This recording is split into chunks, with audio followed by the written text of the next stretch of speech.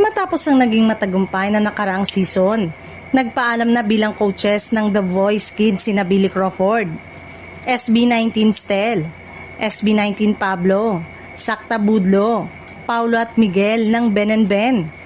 Sa kanilang pag-alis, maraming viewers ang na-curious kung sino-sino ang papalit sa coaching panel ng hit singing competition.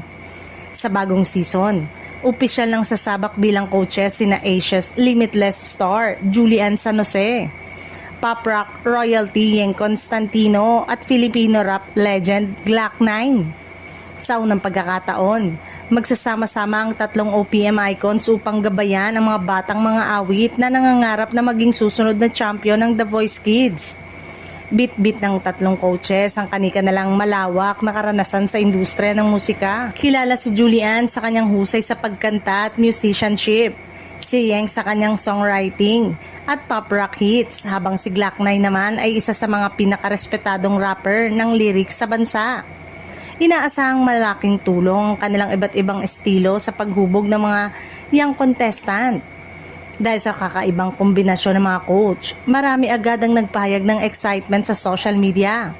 Maraming netizen ang nagsabing matagal na nilang hinihintay na maging coach si Glock 9, habang marami rin ang natuwa sa pagbabalik ni Julian sa isang malaking singing competition at sa pagiging bahagi ni Yeng sa programa.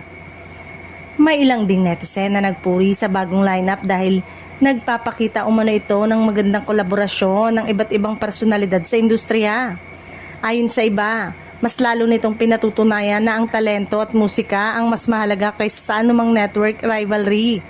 Samantala, hindi pa rito nagtatapos ang sorpresa dahil inaabangan pa ng maraming viewers ang opisyal na anunsyo kung sino ang magiging ika-4 na coach na makakasama ni Julian San Jose, Yeng Constantino at Glock 9 sa bagong season ng The Voice Kids.